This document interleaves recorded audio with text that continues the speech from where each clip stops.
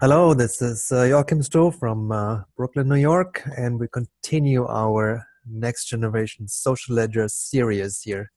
It's a whole series of videos that we're starting to create. I think we are at video number 5 now that went over the initial deck, the big deck on organizing and human organizations. And now we're going to move into more of the architecture discussions, I believe. So we've covered the overall idea, the concept of the social ledger, why it exists, and what's happening out there. And now I think we should dive down a little bit on the implementation of the social ledger, right? So last time we already scratched the surface there on putting together a web framework. The one we're targeting right now, the best candidate I see is Meteor. And Jim was kind enough to jump ahead and already installed it on an Ocean Droplet, DigitalOcean Droplet. So we have a Meteor instance, full stack, Meteor full stack already up and running, and we're ready to roll on that end, which is great. Thanks, Jim, for doing that. So I mean that's the idea for today's meeting. If you have anything else on your mind, agenda, Gary, Jim, what else we can talk about, feel free.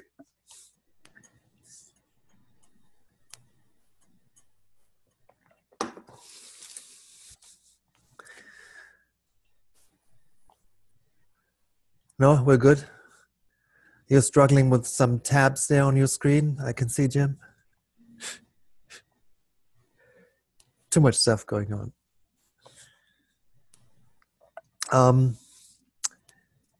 Yeah, if there's nothing else, maybe I switch to screen sharing mode. And then we can go over some of the presentations we have on the architecture layer.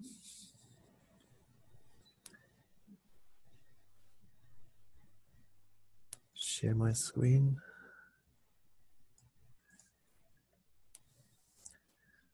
Turn off my messaging apps here.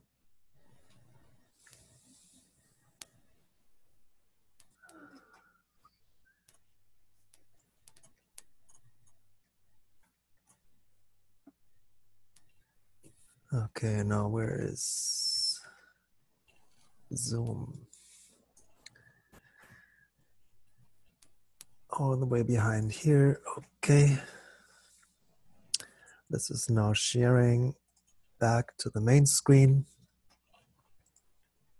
Oh, by the way, here's we'll refresh this. Here is Mattermost. Sorry, here's Meteor running. The stuff that Jim had put together, and I put in a little app, a demo app, just to see if it's stable enough, if it's continuing to run. And it is so far. I launched it in the background. What happens if you edit the source code?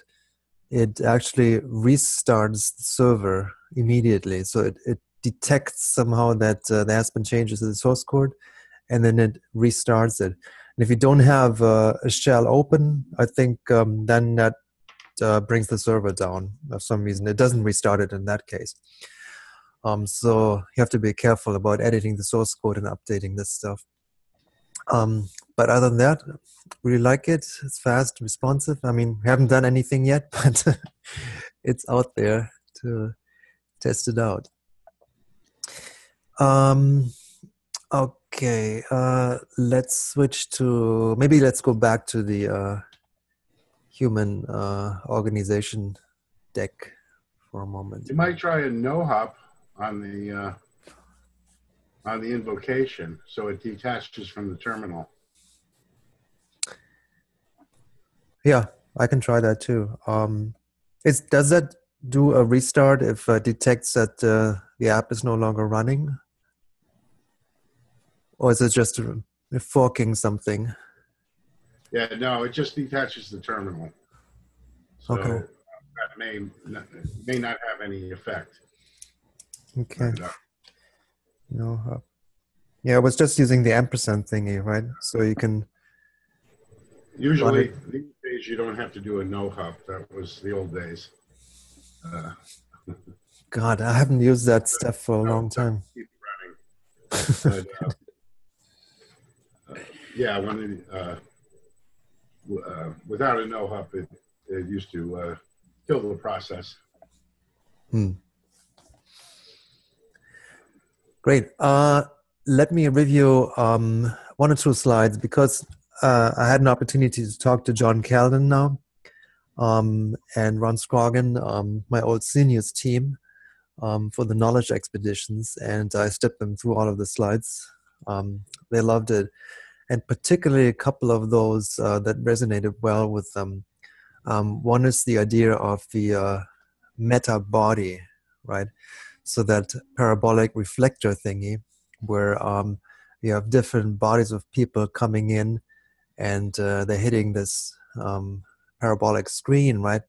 And by applying, certain common protocols and values to what they do, we can bundle, our knowledge sort of together, and then have a much stronger stream here, working together on certain things, moving forward in a collective fashion, and then circling, our knowledge back to all of these bodies of people that are part of this, that are partaking in this, right? So creating an important feedback loop here, which to me is very important to create something like this. So an ever evolving, improving, amplifying feedback loop, back to the bodies of people that are out there. And so we talked a bit about this body of people here, and John was talking about that we need to assume there are some distortions in this, meaning not everybody is fully aligned here, like in this pretty picture. They'll hit the screen and then they go off in different directions, right? So there's a certain correction necessary. And he had another metaphor here of lenses who can perform this kind of correction here, and I like that metaphor a lot. So for individual, teams, groups, collectives that are coming here and hitting the screen, there's some corrections, maybe some different onboarding protocols necessary to focus them more on the parts that we are doing together, right? So the common protocols and the common values and the common norms that would bring them now to this focal point here, right? That was an interesting notion. We stepped through a couple of slides, and we stopped for a long time here at this slide, which John Calden said that explains everything. I mean, that's the business model right there. And I asked him, why do you think is that the case here? And so just to recap here, so the idea of this model is to say, hey, you go from idea to production, right? Or you go from becoming a producer to reaching out to a consumer, from thought to finish, from co-creation to a co-offering, right? And there's this edge in the middle here, right, between the interactions and the transactions.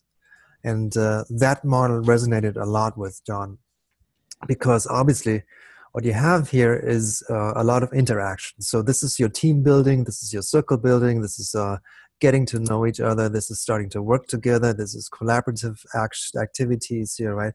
This is writing documents, this is writing code, this is all the good stuff you do with your team, right? And eventually it moves sort of the car you're sitting in, right? So not only you, but the entire team is sitting in this car here. And it's running down this hill towards the transaction side of the diagram, which means towards more of a production side, towards more of the outcome, right? So what is this all about, that we're working together here on these interactions? And that resonated because if you can take this diagram and apply it to, let's say, a heavily centralized, extractive organization like Facebook, right? You can see actually two sides of Facebook. There's the interactions. So Facebook as your place to go to, chat with your friends and family and have all these conversations there. post your cat gifs, read all about the content marketing piece. So that's all of the interactions, versus the financial side of Facebook is like completely out of reach of the consumer, of the people who are using Facebook, of the users, right? It's taken away because that is sold, so to say, to the highest bidder, right? That goes into the advertising networks. That's the social graph that they're extracting from all of the interactions, right? And they're kind of sort of hijacking that, and that's where they make their billions, right? So that piece is sold to the advertisers who pay for the service, right? Who pay for the manipulation, who pay for the good stuff that they think is important for the extractive economy that they're in, right? And that picture resonates with me also, to just think there are two sides of the coin here, and centralized organizations with their proprietary platforms, right? They keep those apart. You're either inside of the interaction, you're having fun with engaging with your friends and family there, right? Or you're on the other side, right, of the transaction side. So you want to make money out of this thing, right? So you're an advertiser, and you post your banner ads there, and you get value from Facebook knowing the social graph of all the participants there, right? The billion of people who are using Facebook on a daily basis there. And here's the kicker. So the social ledger actually fuses these sides together again, okay? The purpose of the social ledger is to say, we don't want this separation to happen, right? We want the people who are interacting here, who are building stuff, co-creating stuff, also be part of the transactional side, right? So if anything comes eventually out of this here, right, and it leads to some kind of a service, to some kind of protocol, to some kind of an outcome, right, an output, these people are still known on the interaction side. So we still can point to the group of people who did that thing, right? So it's the memory of these interactions that we store in the social ledger, right? And because we know this, because we have the memory, right, we can then apply some reward mechanisms to say, hey, if anybody's using this and it gets into a transaction where the perceived value of that service is realized, right, through say someone who's using a protocol, someone who's using a service and is paying for that service using some kind of a cryptocurrency, well, we know who did that, right? We know who was behind that, and there's an immediate reward mechanism in place that says you paid for this on the transaction side through a crypto wallet mechanism, right? Well, you get a reward for that. It's you actually did that, and you who get paid for this. So there's this immediate, this fusion of both sides, right? You're part of the interaction. You are the one who built that thing, right? And on the other side, you're also part of the transaction because you wanted to put this out into the world, right? You wanted to, in simple terms, you wanted to sell it, or you wanted to share it, right? And just give it out there for other people to use, right? The notion that you are the one, or your group was the one who created that, is always attached to that transaction, right? So that to me is the picture that the social ledger is painting here. That's the whole purpose of putting this together and putting these teams on this slope here. And the slope was the other thing that John mentioned. So the slope, he said, the community negotiates the slope and the pace. That's the fascinating aspect too. So you can actually say the community, that's the group of people who are actually starting to do that and wanted to move from idea to production, right? They're the ones who say, well, this has got to be, faster. We need more resources for this thing, right? So what they can do is, make this slope here much higher, go up.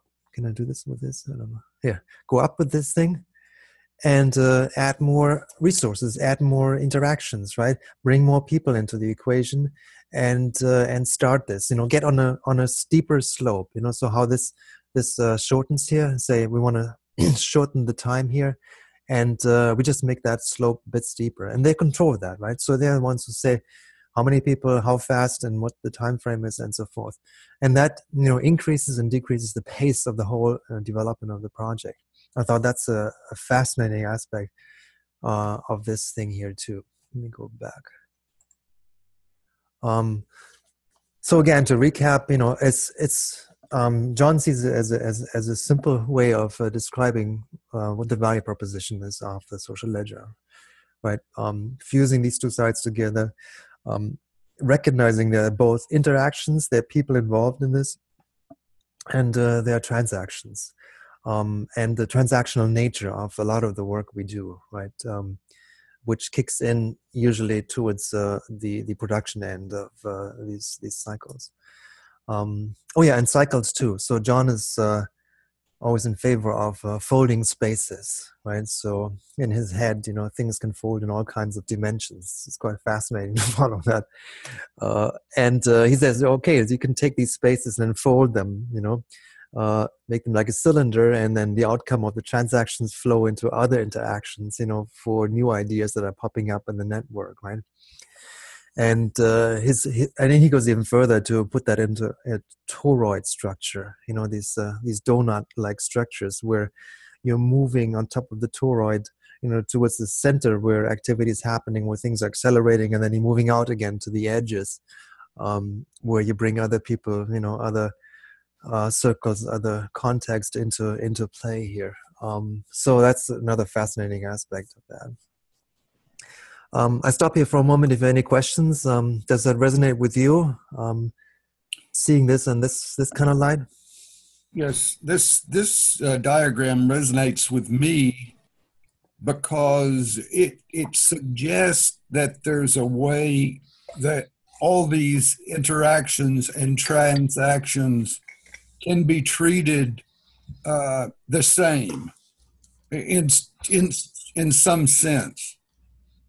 Mm-hmm. And that should be useful from a design viewpoint. But the reason I offer that is because in our chain, and I guess I'm talking about Rolang here, everything is a contract.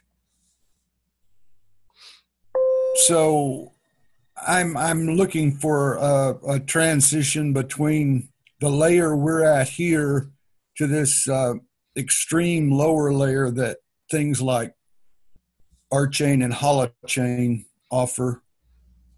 But yes,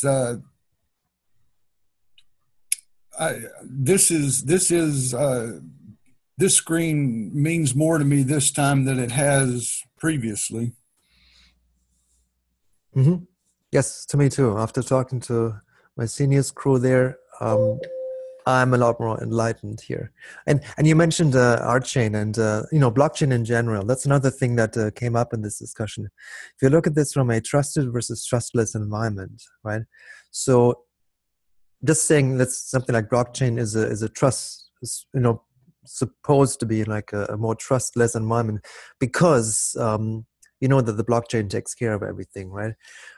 So the notion of at some point, in your project, in your life cycle, you will start to set up, certain contracts, certain mechanisms, certain reward schemas that turn into more of the financial transaction side of things, right? And so this is where you tap into these other ledgers, right? That just record these kind of transactions, right? So make sure they exist, they're there, they're taken care of, they're not corruptible, right? And they move you towards much more of the production side of things, right? Because you wouldn't think about smart contracts and financial ledger stuff at the beginning of your project, because this is the idea, this is the concept, this is where you begin your work, and you have a lot of conversations on that end, right? But then moving towards the other side of things, that's where I think the financial ledger comes a lot more into play. And that's why it's also so important to choose the right kind of ledger tool that you want to use there, right? So Ether versus some other cryptocurrency, versus what the Holochain guys and what the R-Chain guys are doing. So that's an important piece. What to me is not quite so clear is the social ledger, the activities themselves. We want to record these activities, right? And so we have two things. We have the current state of the system, right? The state of the card. It's recorded there.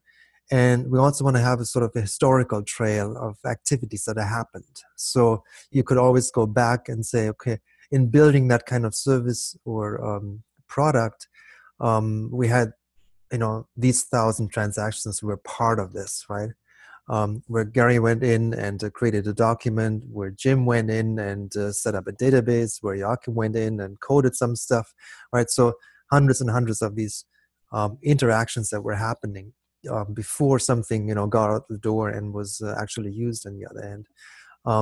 I mean, these actions or activities also want to be stored, obviously, in a blockchain kind of environment, right? So it's also incorruptible and has the same benefits that we see on the financial ledger side, right? That the big guys are using and the small guys are creating now in a new way. And that, to me, I don't know, Jim, what's your thinking on that? So I mean, we're starting off, if we start with Meteor now, it's going to end up a NoSQL database, very much like we have on Firebase right now, right? So Firebase is kind of the storage container now for all of the activities, all of the interactions we see happening across the channels in MetaMost, right? But eventually, this stuff also moves into into sort of a blockchain architecture infrastructure, and is stored and maintained there. I don't know yet. I haven't wrapped my head around all of this yet. I don't know. Maybe you did, Jim. Yeah, each social object has its own chain or history, a ledger, which is just basically time-stamped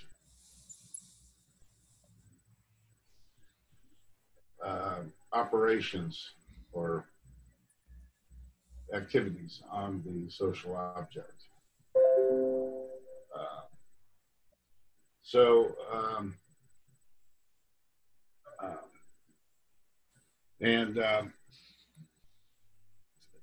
We have the interaction among the social objects, a user and a tool or whatever, in a context.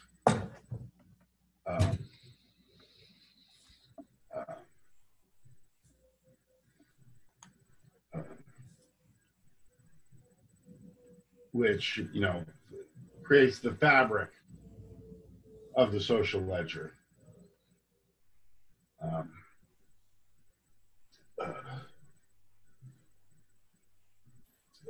So we have the ledgers on Holochain.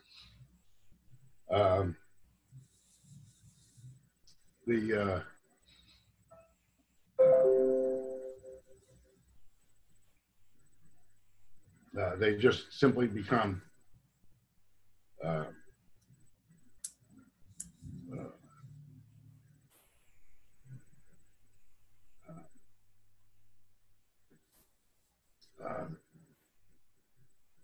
the activities and we have the past, present, and future.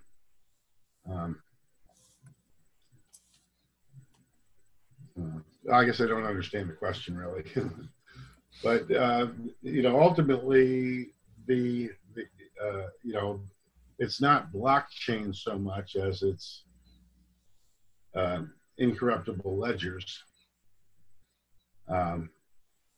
that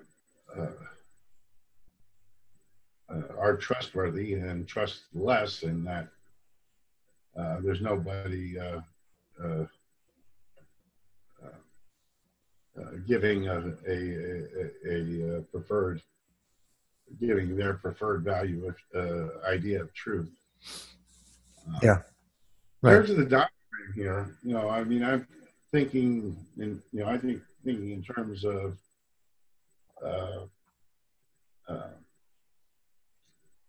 the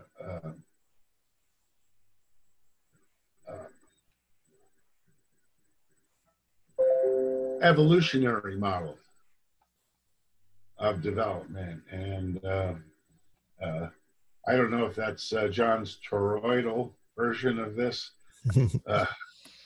But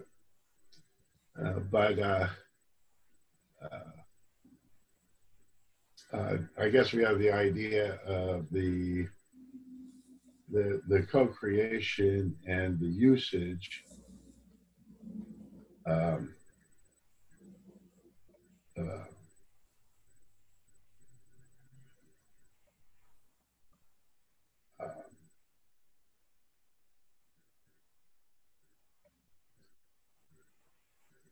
um, the implication is here that the interactions go down. If we think of something like, let's say, the security, how are we going to stay one step ahead of the bad actors in terms of security? And so I'm thinking more of continuous processes, which I don't think is well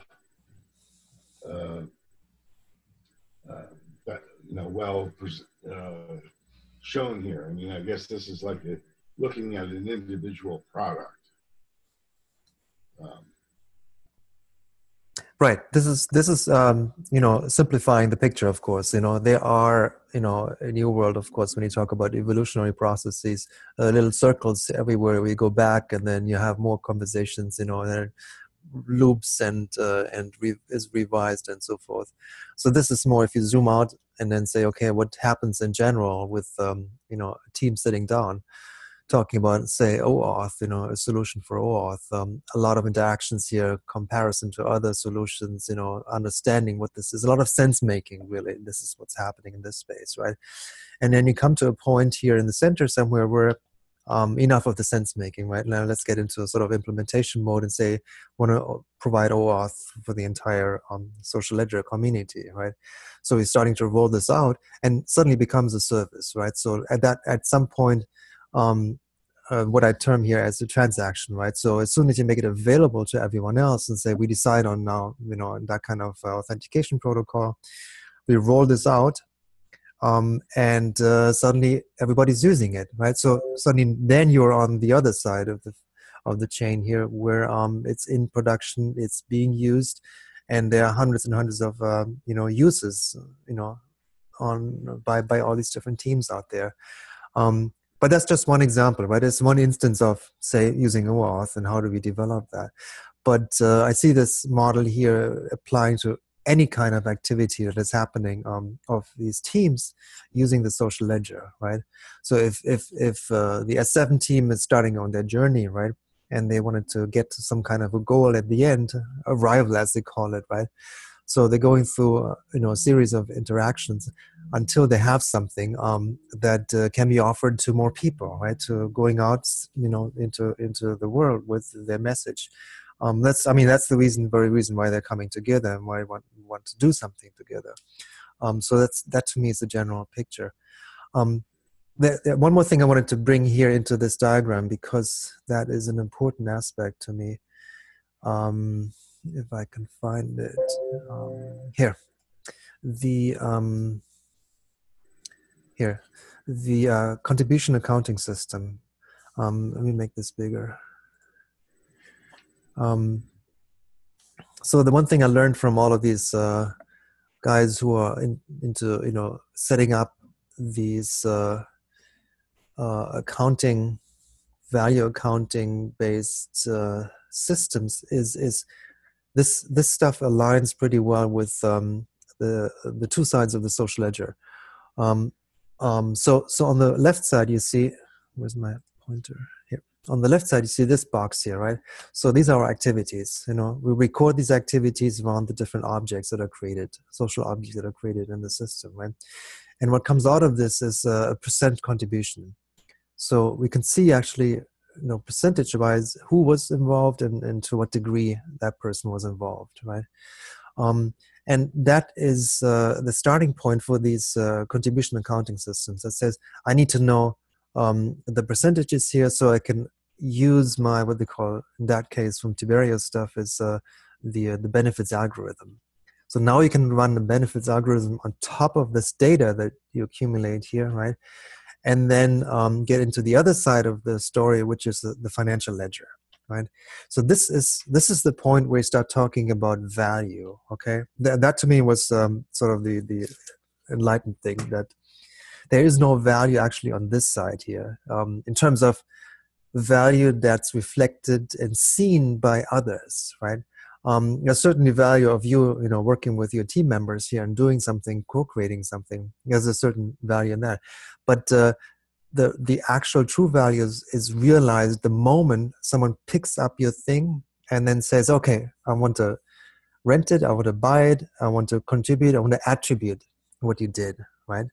And this is where I get into this financial ledger side of things, where there is a value attached to this now, and you get into a value exchange system. So how do you exchange the value with some other party, right?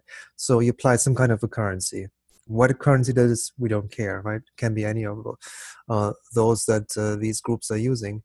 But there is a transaction happening now, right, on this side of the fence, which means, I offer it for 50 coins, someone pays 50 coins for that, right? So, and the exchange is happening, and the exchange is recorded in the financial ledger, right? So now you are complete with that transaction, and someone else, can do something. And it then goes back to, okay, since I know, these 50 coins, who created this? Well, because we still have that contribution accounting system running there, basically, right? And we can calculate the percentages now, and we can apply this benefits algorithm, which has, by the way, a couple of other parameters in there. There's a screenshot I took here that looks at a couple of other things that are in this formula to calculate the benefits, and that includes things like the role the person is in, the importance of the item, the quality of the execution, the periodicity, meaning, how often were you taking part in this development, your reputation, the risk, the frequency, earliness, damage, damage, they have that too. So it's a form of penalty, right? So if you went the other direction and kind of stopped the project for some reason, so that's part of this formula too, however you want to capture that. And something else. So this benefits algorithm is not that easy to apply to a percentage. Although, I like to see that in the initial version of the social ledger as simple as that, right? It's a percentage. So I know that Gary contributed 30%, Jim contributed 40%, I did 10%, end of story, right? So anybody who's using the service we three of us created, right? We know immediately what the percentage is, and anybody who's using that service and willing to pay for that service will get our contributions, right, based on our percentages. As simple as that. And that can then, I think, be refined over time to say, hey, there are actually more variables in play here, that we need to, refine that formula to say, not only is it the simple percentages of, work done, but you have to look at things like the role, the quality, what have we produced, and is it at a certain standard, quality standard? What's the reputation and the risk each one of us took in this, right? So it's very interesting to see how these formulas can evolve and reflect the actual work that was happening in that team, in that group, whoever created that service. So that's my quick loop back to the contribution accounting system, right? So the two sides of the coin, that's a good term. It's the two sides of the coin, right? Where you have that in this diagram, right? So the two sides of the coin, the interactions and the transactions here. The financial ledger and social ledger, but also because kind of social ledger also includes a way to integrate with the financial ledger, right? So it has kind of both sides. But really focusing on there is a human element, there's a human side of this that we want to, take care of with recognizing it, right? So going back to earlier presentations on social capital versus, financial capital. Where is the social capital? How do you record something like the social capital of activities? Here, let me jump real quick to this earlier slide.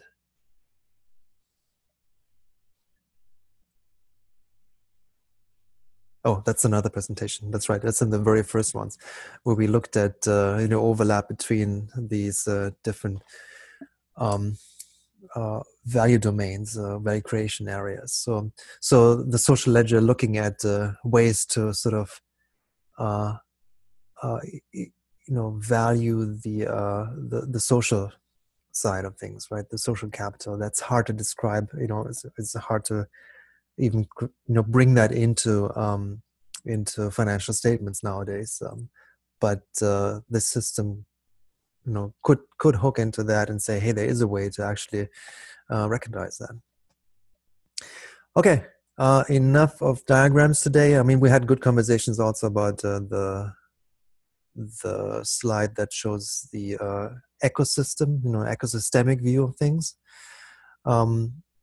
with the trees and the roots and the rhizomes in between them. That resonated very well with them, and the structure of putting that into some kind of higher organized meta body. I don't want to call it holacracy or anything, or even holarchy, because that, I think today it doesn't resonate too well with people, or there's too much misunderstanding going on.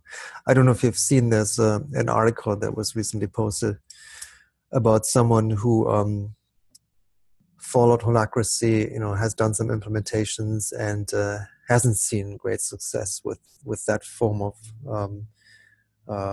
organization. And my response to that is it depends on the context, right? So if you put a holacracy into a highly competitive environment, into a highly extractive environment, then of course it will hurt more than it does good. Because if you put highly competitive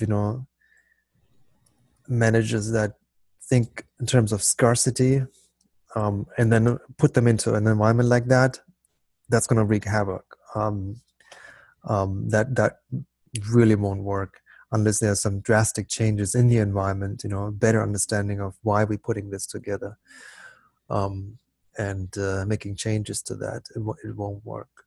I mean, even in Jim, you've seen that. We put together in the Digital Life Collective some very plain sociocratic principles, right? We had long discussions with the sociocratic groups that are out there that are thinking about these things and have implemented these things for a long time. But even in a group like ours, very open-minded, very much at the forefront of putting new organizational designs out there. It's perceived with a critical mind, right? And it's not easy for people to jump in and suddenly work in these kind of new structures. And that to me is I don't know, I don't want to call it a barrier of entry here, but it's certainly a consideration where you want to be sort of thrown into the situation. Don't build up something that say, okay, wall is up. When you cross this line here, say, from your organization going into this other thing called, open participatory organization or human organization, right? You're entering a holacracy, right? You're entering a sociocracy, right? And then immediately you have people think about, oh my goodness, what do you mean by that? It's a different structure that I have to adhere now, right? Do I have different reporting relationships, and what do I do in here? I don't think that's a good idea. So instead, I think that we should just bring them into these spaces, right? And that's where they operate in. And then from there, they can recognize, oh, there's actually more to it than just my space. I can see that my space is embedded in a parent space, in a domain. I can see that that is embedded in a collective space. I can see that there are all these collectives working in a global, space, and they're located in countries and regions and different areas, and we're all in this together, right? So the bigger picture suddenly emerges while playing in the sandbox, while playing in that initial space that you create. Goes a little bit to, Gary, what you had said last time. how to explain people to, explain them what it really is. So you start small, right? So you start with, here's your base camp, right? So here's your space you can play in, and we introduce you to 4 or 5 different protocols and tools that you can use, and invite other people into the space. Start having interactions in the space, and using these real-time communication tools, using the non-real-time stuff, and see where that takes you, right? And maybe that's all you need in the beginning, right? So that's your playground. You want, maybe your meetings are held here because from here is a central point to say, launch my Zoom session, launch my peer-to-peer meeting, video conference, and then launch my meeting notes. And that's all I need for now, right? But over time, the thinking starts with, okay, we want to dig deeper here, right? Go deeper into the matter, create other spaces within this space, so suddenly you start thinking, that's the thing, you're already operating inside that space. It becomes like a natural thing. You're there, you're starting to use these tools, you're starting to work your way around, and there's no like rethinking of, oh my god, this is a sociocratic environment now, what's that, and I have to report, and there's certain roles I have to adhere to, what's that. So all of this can come, I think, at a later stage, right, where the team recognizes, hey, we need to organize ourselves better, right? So let's introduce some of the roles that these spaces have. Then we can come in with a protocol for this, right? So here's, let's say, Digital Life has developed 4 separate roles, like a guide, a scribe, an admin, an agent, and a link role. And here's what these roles are, and here's how you can use the role in your team, right? And then they sort of expanding their view, right? So say, okay, that makes sense. We have roles in this space. We have ways to engage other people into this space, and we have ways to, work on certain tasks here. Jim, I'm thinking about the Kanban board here as one task-oriented way to organize, activities that are happening there. So here's a card for Kanban board, which is a link to the Cloud Run implementation of that thing. Great, so they're slowly expanding their mindset, and without even thinking about what kind of organizational form or structure this will take, and why we're coming here into this space. So that to me is one approach in bringing people, into that mentality and mindset. Rather than, going back to that article that was Graham had posted that, or Laura, and saying, hey, we have the silver bullet here. You're working in a highly hierarchical, structured organization, top down, driven by, command and control. And here's the silver bullet, right? So here's the organizational form that will destroy this thing, right? Ain't gonna work, ain't gonna happen, because these hierarchical organizations have their own defense mechanisms, right? They have their own reactions to protective reactions to something like this. So instead, what my thinking always is, Buckminster Fuller said, you can't destroy the system, and go in there and rebuild stuff. Rather offer something here, something new that's a lot more attractive, that shows already how things can work in a better way, and then pull people over to this camp, right? Pull them over, have them see, have them experience it, right? So really be there, be present, and explore that space. And then make a decision from there, right? That to me is a lot more promising aspect, and increasingly becoming part of the social ledger here, where I can see we can draw a few people into their own spaces, that they create their own zones, and they expand that. They like it, they don't like it, they give us feedback, we make changes to that, right? We offer new cards, we replace old cards. So it builds up, and hopefully over time other people can create their own cards and protocols, share that with the different teams, and you go from there. And I think that's a good way of onboarding, right? I had where's my notes here? It's my trusty notebook. Yeah, I'm myself am very susceptible to the magic bullet or the secret of my success philosophy, where one tool or one concept is going to bring peace to the world. So I realized that a more incremental approach to onboarding is probably the realistic way to go. I need to be reminded of there's no silver bullet. Yes, right, Gary.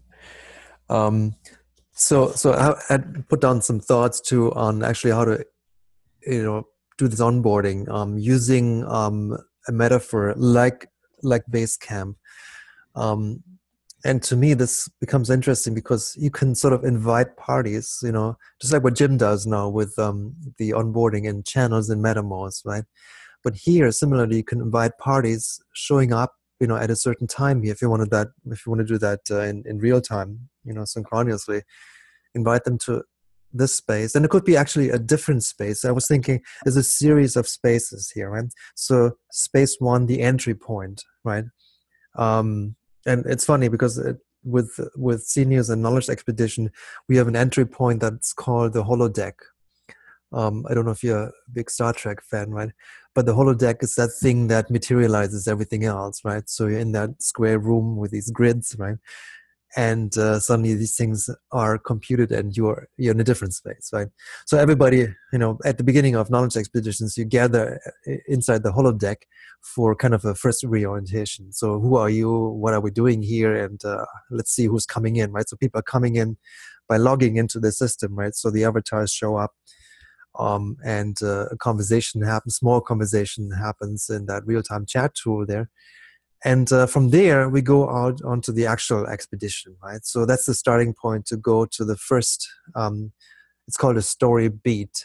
There's a whole vocabulary, in terms of building these storyboards and these stories online.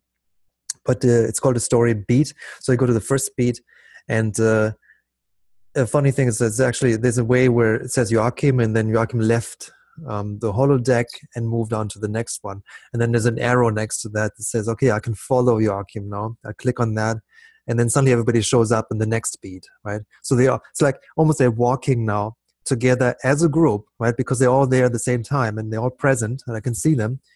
To the next beat, right? So the whole group moves on to the next thing. They see the next picture, they see maybe another sound effect, another ambience, the ambience changes. And this is where I introduce the next feature here, right? And to me, the idea is we can bring something like this also to the social ledger, where Jim could say, hey, we all meet here at stage one and at 1:00 Eastern time. And then we'll get started, right? So everybody shows up. And then Jim would pull up the first card and say, okay, let's learn how to use this system, right? So pulls up the first card from his personal deck, right? And says, okay, we'll all go to, say, Basecamp. And then a card like this shows up on the screen and with a button in the middle that says not join, but enter or go to, right? And then Jim would say, either via a peer-to-peer video conference call that's running, on the side, or just by typing it on the chat window. It says, okay, let's all click and go move on through this portal card to the next space, right? So everybody would do that, and then they jump from this space to, say, Basecamp, right? From the holodeck to Basecamp. Commission complete, right? So what happens is there's a learning happening because you're actually doing it, and you're following that with your team, and it's kind of fun too. I mean, we had a lot of fun playing these knowledge expeditions with teams who, increasingly go deeper into these story settings, right? So, I mean, they're made to sort of immerse you a lot into the landscape that's opening up in front of you. I think we can bring some of these cues here into the social ledger, where same thing, you know, people meet somewhere and then they go on a journey and it's as simple as, you know, introductory thing, right? So what is the social ledger? So we go from the holodeck to the base camp and then, okay, now we're in base camp. What's up? Jim, what next, you know? And then I can see, well, then Jim pulls up the next card out of his sleeve, right? Here comes the next card. And maybe that's an introduction to Mattermost. So this could be a card that says, click on this and we'll open up a Mattermost channel. Just like today, you have a Mattermost card in Social Ledger, right? And it brings you to Mattermost. We could then take the whole team, you know, out of this Basecamp context and go into Mattermost, you know, by clicking on the card. They show up in the channel, right? Here it's important that it would be cool if we have the single sign-on working too, with a Mattermost integration. So there's not even a login necessary. So they show up on the Mattermost side, show up in the channel that says, you know, introductory tour. And then Jim says, hello there, you know, we're now in Mattermost. And then everybody else who's on the team would show up in that same channel, right? And then type in, okay, you know, ask them to type in some comments, some quick chat here. And they would suddenly operate from the Mattermost environment. And that's important to me because we have to assume that not everybody's familiar with these technologies, okay? Some of them have worked in other chat environments, right? Or they have never used, you know, think about that. Never used any of these chat environments. They always used email, let's say, to exchange information. What is this stuff, right? And now we have an opportunity to say in a very, you know, simple fashion, very immersive fashion to say, okay, let's bring them into a Mattermost channel. Just type in some chat messages, right? You see how it is, and you see on the left side you have, you know, the different channels, and the center is the messages are floating through, right? And here's some quick tricks you can do in Mattermost, right? Here's how you can go back to your message and so forth, and then that's it. Okay, that ends the sort of introduction at this point of the story, and then you can tell them, okay, let's go back. Let's close this tab in the browser. Let's go back to Basecamp, right? So now we've just completed stage 2 in this introduction, right? So we went to Basecamp. We used a card now that's more of a service endpoint, right? So what I call not a portal, but a service endpoint. Yeah, Jim, you had a question? Not so much a question. I did have some comments. Unfortunately, I have to leave for another meeting now. Okay. But you know, I'm getting the idea here of how you're presenting this as a more agnostic tool. I mean, I keep thinking about collective intelligence best practices and creating a structure that can enable the collective intelligence. And I see that as sort of diverging from the thrust that we're having here. Although this can be applied in that manner. But to be Sounds continued. Good. To be continued.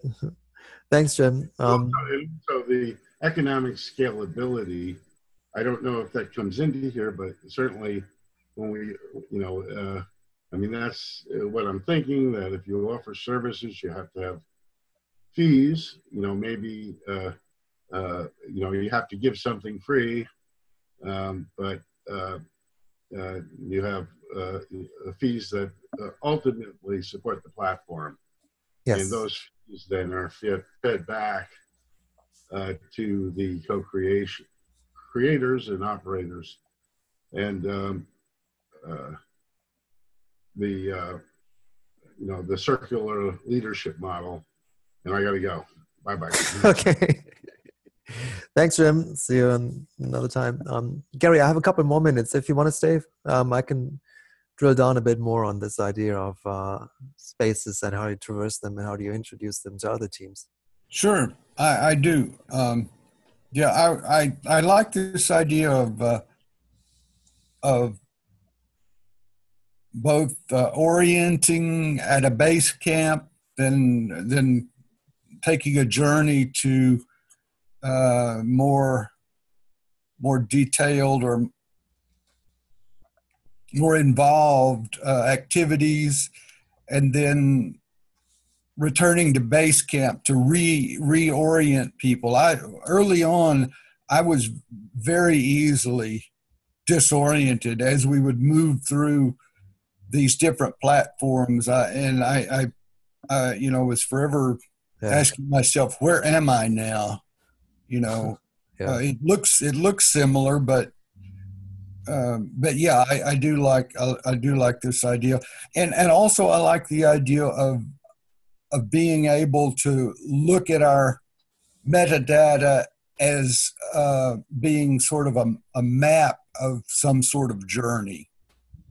I was telling Jim the other day, I like the idea of knowing what people are doing, but an image of what they've done over time tells me even more, to get a sense of the structure of the community. And again, we're getting into privacy issues, but there should be ways we can look at those sorts of metadata reconstructions of activities without violating privacy. Mm-hmm. No, that's great. Thanks, Gary. Just to recap, that little adventure I just created, right, with going to Mattermost and coming back. I just pulled in, say, the conversation card here. So in that scenario, Jim would pull up the next card out of his sleeve and say, this is the conversation card. This is how we do our online conversations. So the team members will be in the same space here, right? They're looking at that card. And then Jim would say, click on this button. I don't know, let's call it follow or something, or enter. And they would get into the space from there, right? Because that's our chat conversation card. And the context, again, it's the same thing as with the current social ledger. The context is already known. We are now at Basecamp, which has a corresponding channel over in Mattermost, right? So all you do is you click on this, and there's a link here on the card that brings you into Mattermost, into that instance. And you begin your conversation there, right? And the card is persistent, so when you come back to that space, it's still going to be there, right? And the one thing I wanted to mention about the card-based system for the next generation of social ledger is that we're increasingly adding some metadata to the card, right? So the card can actually know, let's say, the name of the channel over there. I'll give you a simple example, right? So this is called Basecamp Mattermost, let's say, right? So what I want to do with the next generation is you can actually modify this data point, and it also updates now the channel name over Mattermost, right? Because we know there's an API, and we can.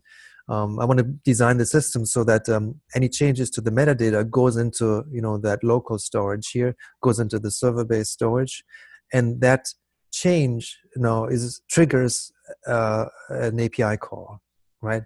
So it's as simple as that going down from this card into our local storage, into our server storage, into an API call that makes the same modification over on the Mattermost side, right? And you can do this because I know who you are, right? You've authenticated yourself. I know what your authorization piece is on the Mattermost side. You're allowed to do that, right? So I can do that through the API call and update this thing. But that's just one of many possibilities here, how you can use the API now to update some of the basic metadata in this card here on the other side, inside Basecamp. And that's a whole exploration in itself, I believe. What makes sense? What do you actually want to show here? Do you want to show some marker that says, hey, 4 people have updated conversations in that channel? Which you can readily retrieve, right? You can say in Mattermost, since your last time, you can have a date stamp since you visited Basecamp. So give me the most recent messages, 10 messages, and then show that on the card too, right? So without you even opening Mattermost and going there, you can see, hey, there's already some activity happening on the Mattermost side. And since these cards, I want to organize them in chronological order, right? So that card can move to the front somehow and say, hey, 10 new messages, Gary. Maybe you want to start with that card, right? And say, let's check over on the other side, on Mattermost. and see what these 10 new messages are, right? And then you come back to Basecamp and say, okay, I've done it, checked it off. Let's move on to the next card, right? Which you can go into a new space, right? Or you can, see this plus sign here. That's how you would create a new card, right? So instead of opening up an existing card, either going to a service endpoint, like the MetaMost tool, right? You go to, or a portal, right, to another space inside the social ledger. You can also say, hey, I need another card now, because we're starting to do, say we're collecting some bookmarks now. I want to share some links with my folks here in that context of the Basecamp, right? So you would open a card for bookmarking, right? Let's see if I have that somewhere.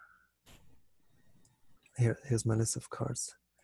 Let me get rid of this shading.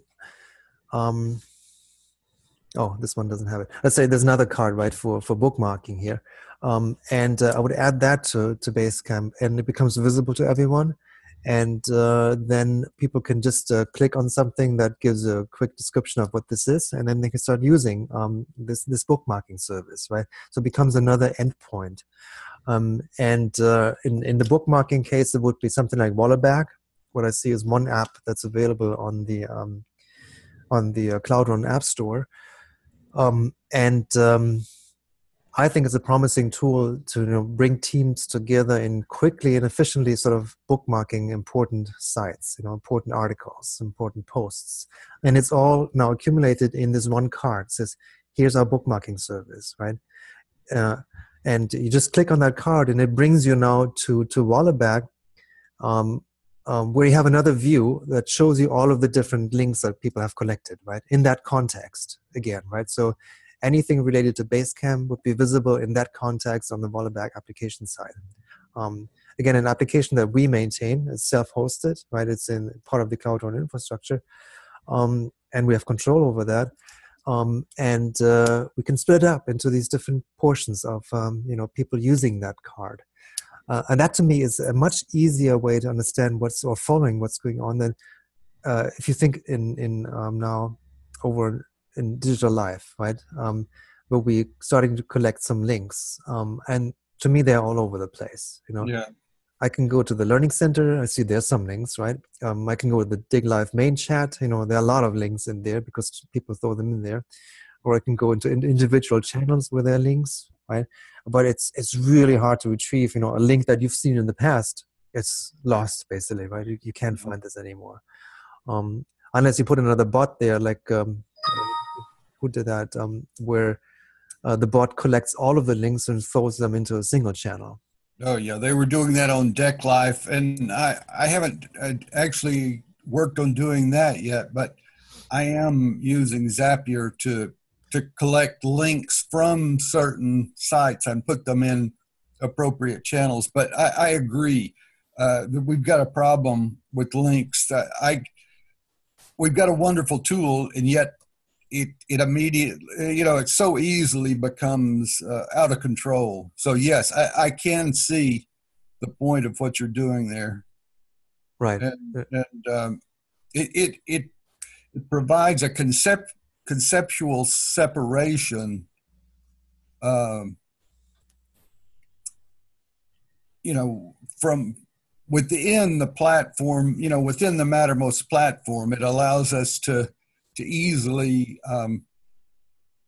develop a different sense of the organization rather than be stuck with this directory that's got another directory in it with a bunch of links in it that you ask yourself, where did I see that, or where did I post that link, or where should I post this next link? This is much more natural, and I think I like it. Great. Thanks, Gary. Hi, Michael. Hello, Michael. Thanks for joining. A little late. I know, a hell of a late. Sorry. I've got people building in my house, and it sort of confuses the situation. So anyway, I'm here. Sorry. Carry on. Good. I just we had Jim on the call too, and we went over some slides here, and we're now into some kind of scenario building for bringing people into this new space. You know, how can they be onboarded, and what would make sense to them? And one thing we just mentioned is bookmarking service, right? So if you have a card for bookmarking, this would be the place to go if you have any link, right? You click on the card and it tells you how to actually add a bookmark. So actually, Gary, you see this here? I've already used that in Chrome as an extension too. So there's a Chrome extension here. You can click on that, and it then actually bookmarks whatever page you are in, right? So, you know, it recognizes Google Slides. And what's cool about this, you can now directly add tags to that link, right? So, you know, this is about, say, social ledger, you know, some social ledger thingy. So I just added 2 tags to this, and then it's saved in Wollerbag, right? In the right context of, let's say, the Basecamp space. And this is it. Basically, that's all your action. Now, suddenly, everybody has access to that link, right? And if you use your tags consistently, you can even use that to start sorting and filtering and drilling down on your links. So there's a whole library that you can create that way, right? Just by telling people, here's a bookmarking card, right? Our protocol is, if you have a new link to share, you click on this, right? And then you use, let's say, a browser extension to bring that bookmark in here, or there's an add button. I have to figure out what the best integration is, but I'm sure there's a way to tap into the API of Wollerbag to say, click on add, and it opens up a little dialog box to say, here's your link, you know, give me your link, give me your tags. Save that dialog box, you're done, right? Just by clicking on that single card. And everybody benefits now from that particular action, right? It's in a single place. We can search it, we can tag it, we can organize it in all kinds of ways. You're done with this. So that takes care of a whole portion of you know, things that are really difficult to do in just in a Mattermost environment, in a chat environment itself, right? They're just not built for this kind of interactivity and this kind of data collection for links, right? They're not good at this, you know, period. That's right. And so that would add just one of the things to the sort of collection of services, or service endpoints, as I call them now, that we offer in the social ledger. And it's the same story with everything else, right? So if we have another card called video calls, let's say, so that's our integration into the Zoom world, let's say, if Zoom becomes one of the standards there. So you pull up the card and you can add, or you can open it, you know, if you've set this up already. And that's the way you go to the Zoom session. Just like you go today, you click on your Zoom thingy here, and you find your meeting ID, and then and your host ID, and you enter the Zoom session. Could also be handled by a card that says, okay, here's your card. Click on this open thingy. And by the way, if you click open, we also know that Michael clicked on the open thingy, and maybe that gives him some rewards later down the line, right? So we can record some points that you get by opening and participating in a video conference in that particular context, right? So we can accumulate that and say later, if we want to calculate some of these contribution levels, well, let's say how frequently you were, you know, in these video conference calls, for example, just as one data point out of many to go into. Yeah, Michael, we had a quick discussion again about this model here. The contribution accounting system, right? Where the recorded activities on objects. So that's this thing I just show you with the card, right? So there's a recorded activity. Say you participated in a Zoom session, right? And this the Zoom session itself is a social object, and that goes into this contribution accounting system that says, okay, looking only at Zoom sessions, right? So Mike participated 100% of the time, right? So all Zoom sessions he was present. And that goes into sort of what's called a benefits algorithm. It takes a lot of the variables and says, okay, what's your percentage contribution?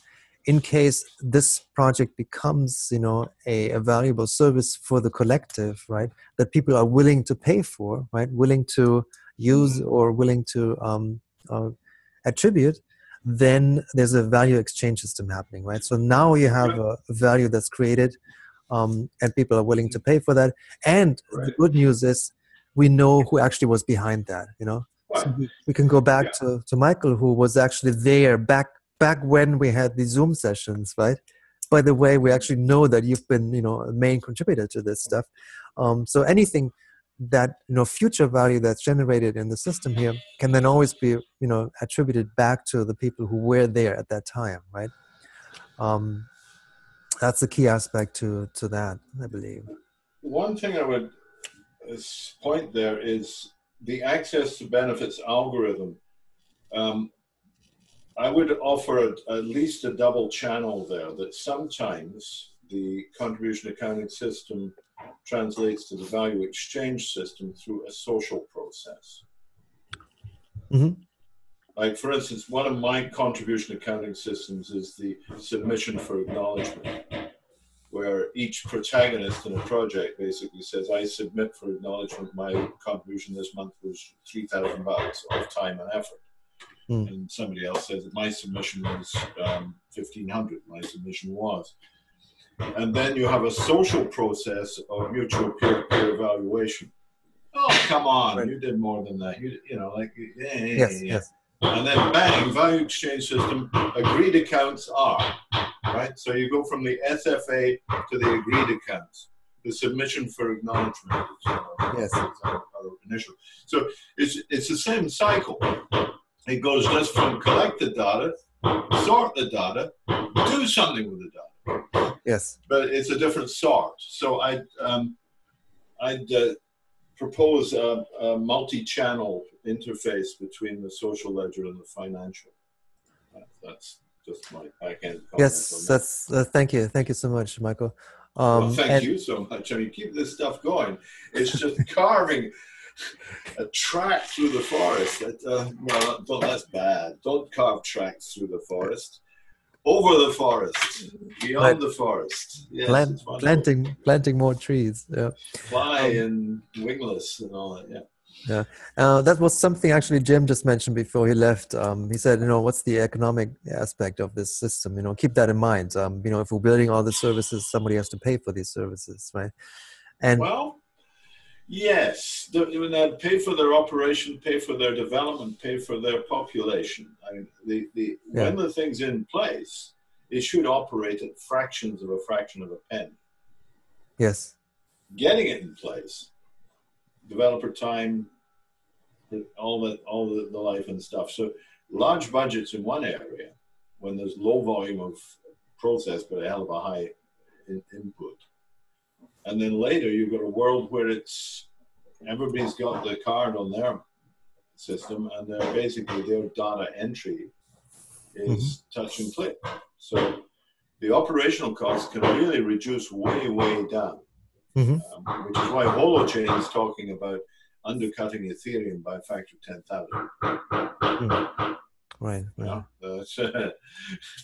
so now we're talking. Yeah, let's get some numbers. Yeah. Great. So that's a little detour here. You know, from we talked about this space here, the Basecamp space that I want to set up first. And I've also got to say, on the cryptocurrency, the site that Jim put up, right? The URL that he put up that jumps you to Basecamp. I didn't see that. No. Oh, it's in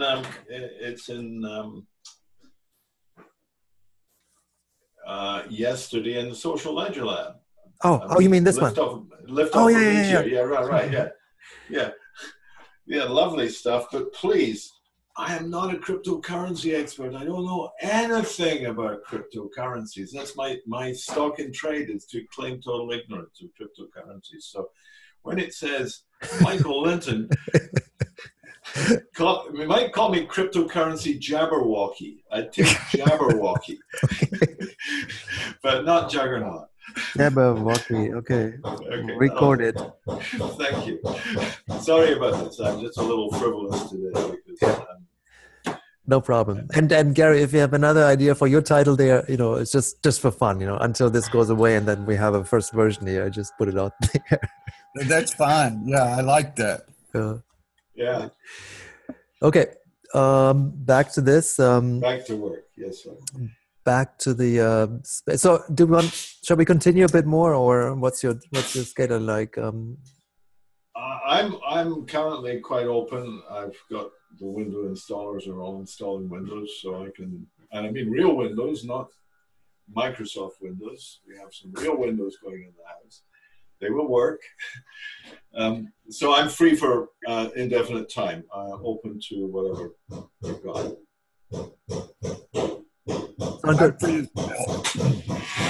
Okay, let's do a bit more.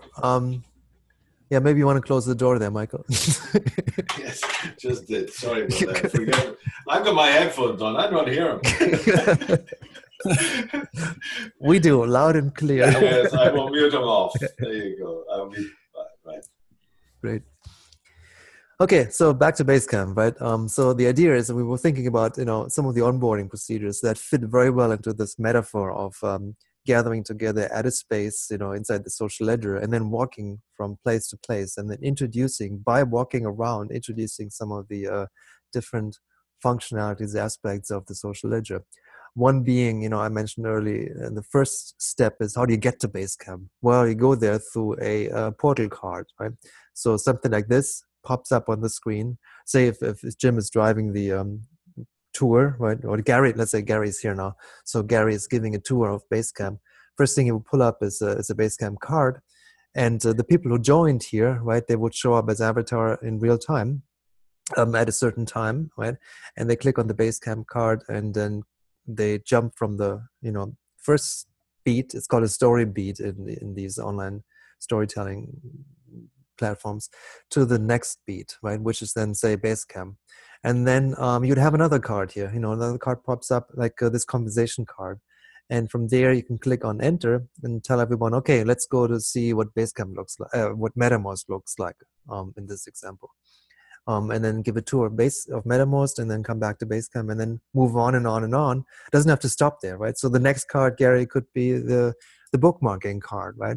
So let's introduce bookmarking to the team, and then you can tell them, okay, click on this card, you get to the Wallerback site, give it a little tour there, and then show them how to actually add that to a Chrome extension, let's say, what they have to do to add the bookmark to that service, how to do some of the tagging here can be part of this. And then you just explain another card in the system, right? And so on. So you can move on from card to card to card. So I think they get a good grip, a good tour, quote unquote. It's a real, we call this in knowledge expedition terms, it's a virtual real tour.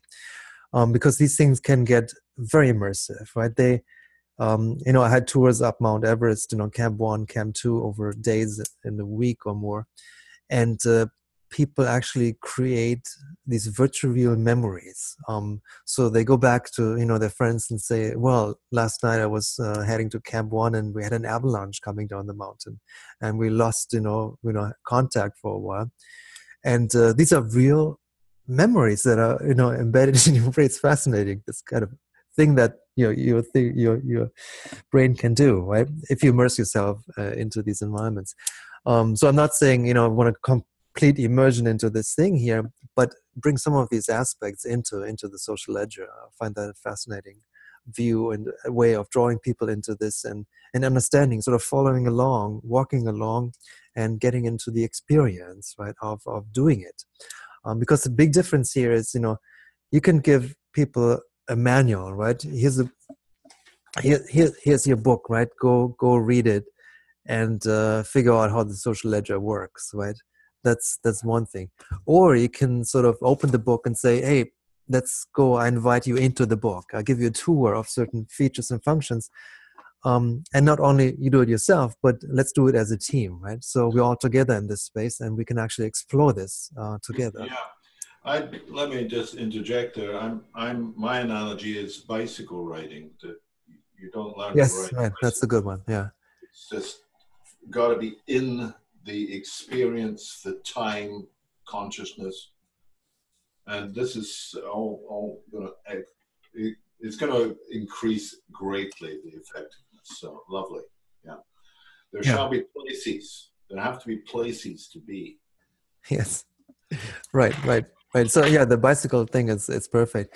In this context, let's say MetaMost. I mentioned earlier that some people maybe have never used a chat tool before. They only used email, sending that back and forth to their friends and family or colleagues, right?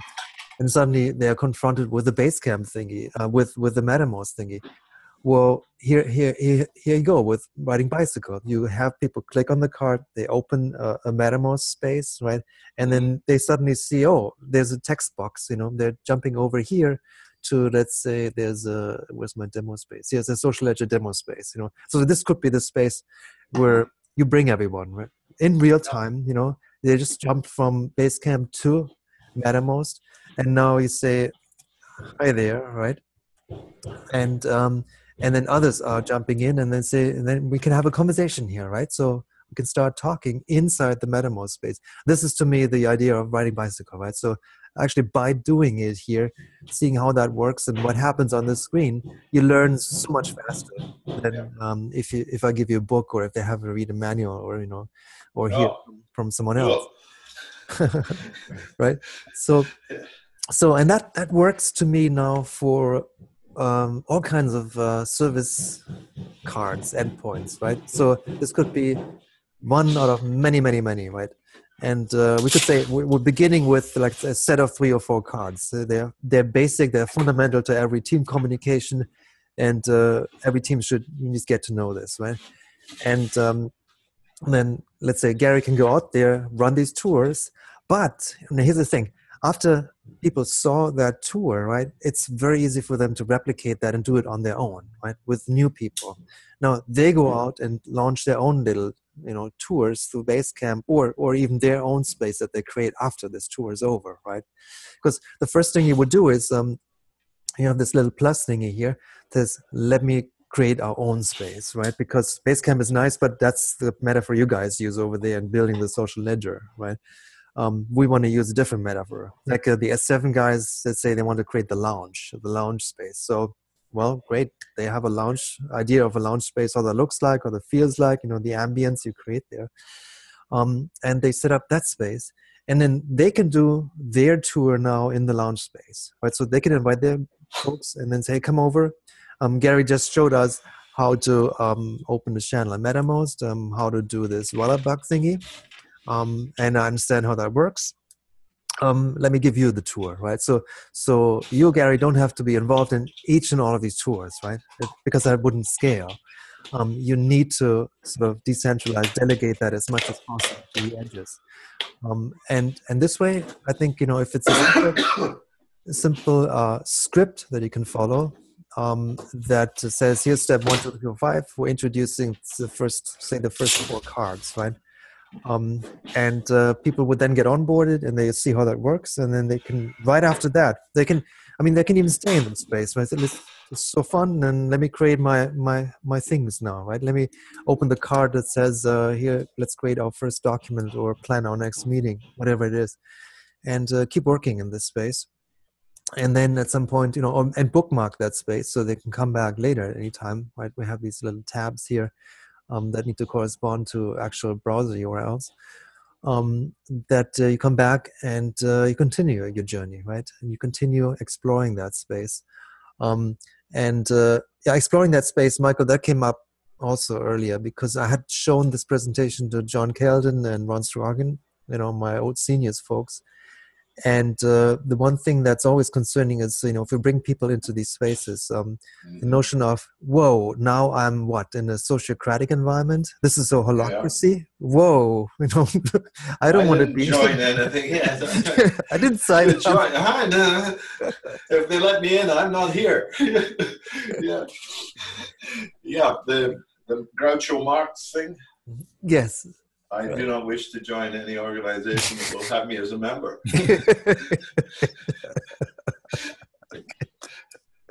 Exactly that. Anyway. All right. Right. So for us, what we would do with the social ledgers, just bring them into one of these spaces, right? So that's their starting point. Don't even worry about what this is. This hell of a Don't think about it. Don't worry about it. Fasten your seatbelt. Yeah, I know. It's a little scary. I talk about the bobsled experience. Onboarding. Tighten in. Yeah. And then we go down where? Right.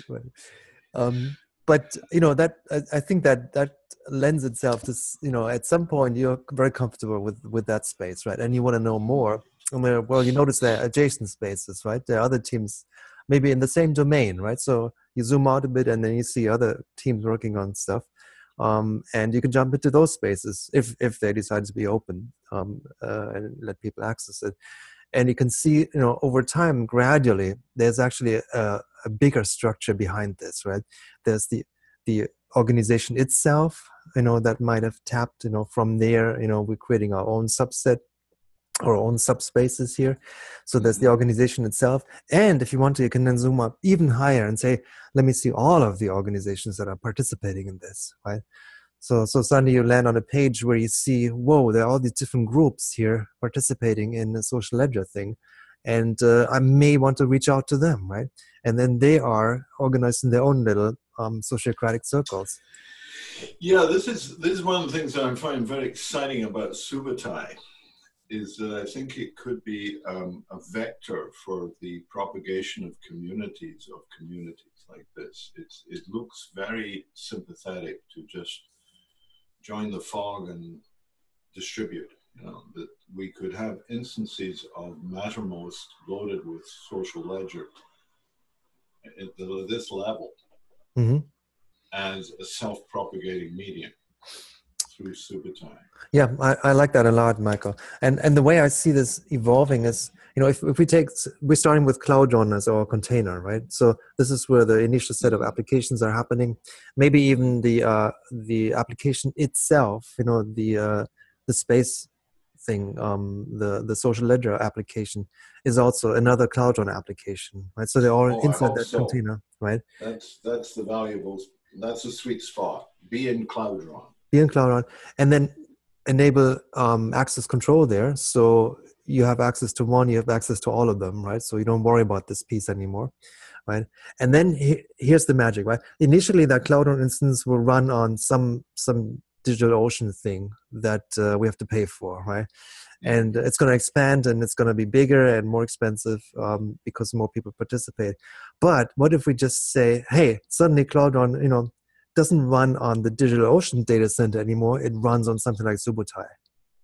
Bam! Multi-Subutai, yeah. Whatever it is, right? Yeah. Basically, this is should be a point-and-click installation. Mm-hmm. Pretty much. And it engages the agent, the person who begins to join into one such has to make a definition of themselves. They have to act into it. They become potentially a contributor to the server farm in the fog. They allocate some resources, which can be on and off. Yeah. I had a little package operating under Subutai there for 3 or 4 days. I wasn't using it at all, but it was running Mattermost on an Amazon persistent piece. I had a bit of Amazon through Subutai and my own virtual machine, which was off a lot of the time. And I could access Mattermost very nicely. And that was just bare bones, set that up in about 5 minutes. I mean, that's great. That's where I can see a lot of communities, sort of running on their own resources, right? Yes. So very restrained, very limited, and they can finding reason to relate to each other. You have 100 householders in your town who say, right, I'm going to become a Subutai agent, put up some of this stuff, and we're going to run one big monster machine that does the back end of it. Right, where the community decides, let's invest some money into that resource, and that's the box that someone takes care of, right? And we don't pay anyone else at this point, right? That's right, and you reduce the need for all this internet. Forget it. Yeah. Focus in, localize, find the patterns at a localized level rather than sort of reaching out and going for the unicorns. You know, Yes. the long-tailed unicorns. Right. Anyway. So I mean, just sorry. They were yeah. saying, back to that slide. Your guy Giarchi and what was the other man's name? Sorry. That was John Keldon, right? Keldon, sorry, yeah. not Giarchi. Yeah, Keldon, and you named another guy. Ron Scroggin. That's the artist in the team. He's a musician, and he has good. an unbelievable creative aspect of that. He's creating what we call mixtapes. So out of these expeditions, he would sit down and either compose a piece of music or rewrite a certain segment as a sort of a conversational piece that he shares then with the rest of the people who weren't on board of these expeditions. I keep wondering what Homer would have done with this, you know. Right. You took this back 2,000 years. By God. Yeah. An interesting shift. In a curious way, this is another shift of that scale. What this is enabling as a self-informing information set. Mm-hmm. I mean, I'm all in favor of artificial intelligence, but I'm more interested in collective intelligence. Collective intelligence is messy, fuzzy, confused, erratic, on, off. Yeah. Right. But it's where we're going to work. It's the only place to play, isn't it? So I think this is a transition in human society, frankly. Oh, damn, we're on recording. Sorry.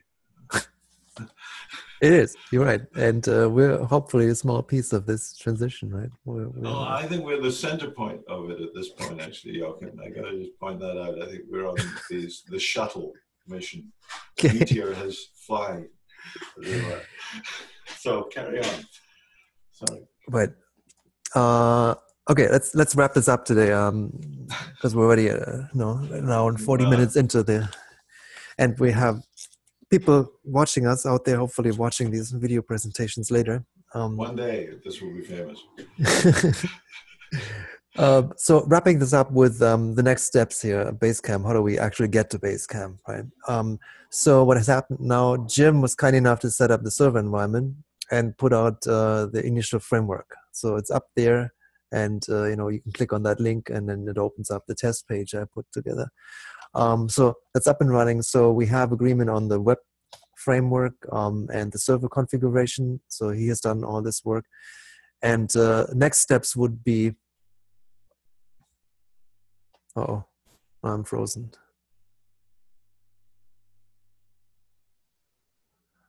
Hello, can you guys hear me?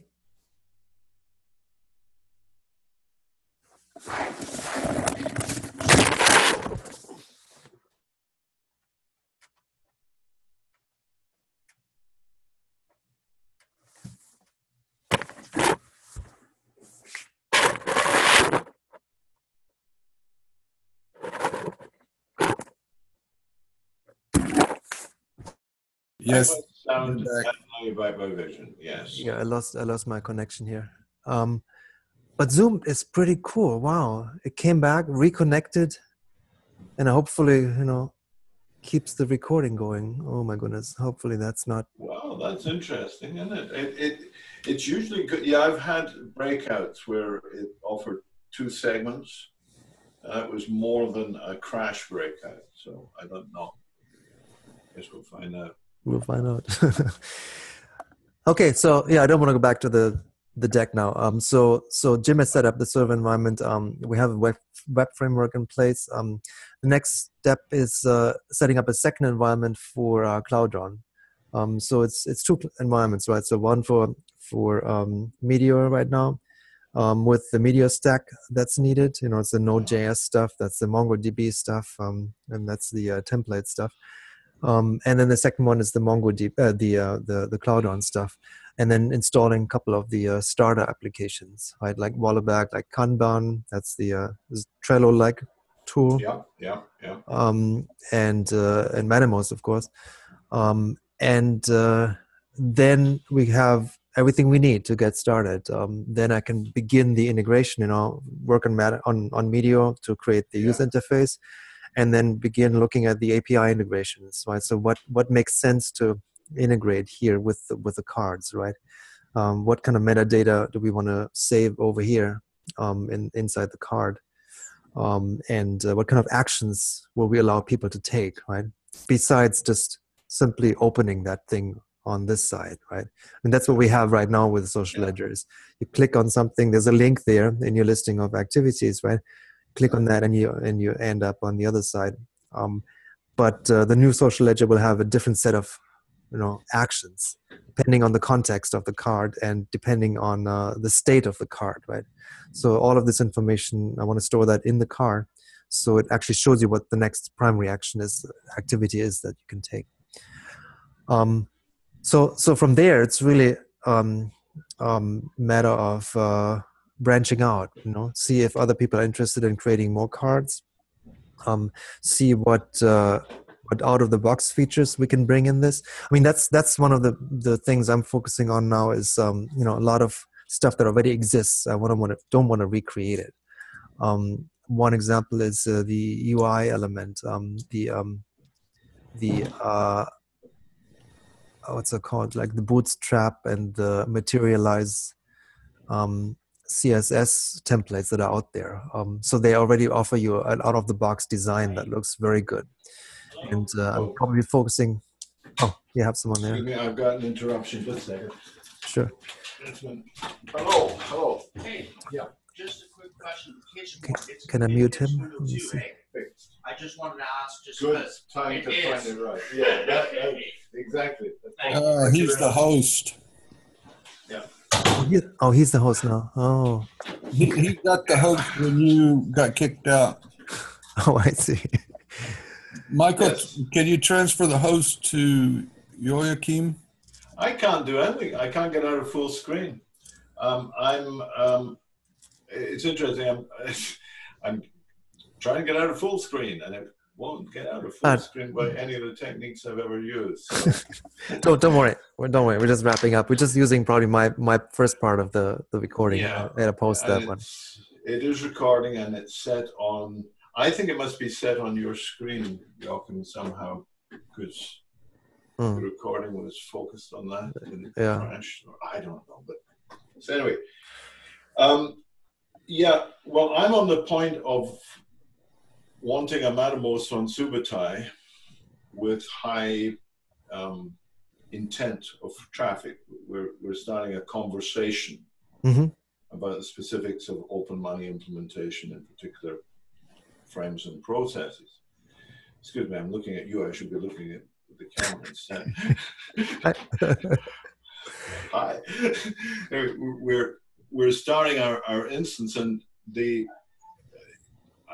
sort of a college process where we're requiring a curriculum. It's like a climb the mountain phase. Now do it this way, please. Do it this way, right? And without the fall and die risk, but it is follow these instructions. Now, this is perfect context to insist upon the use of the social ledger too. Right?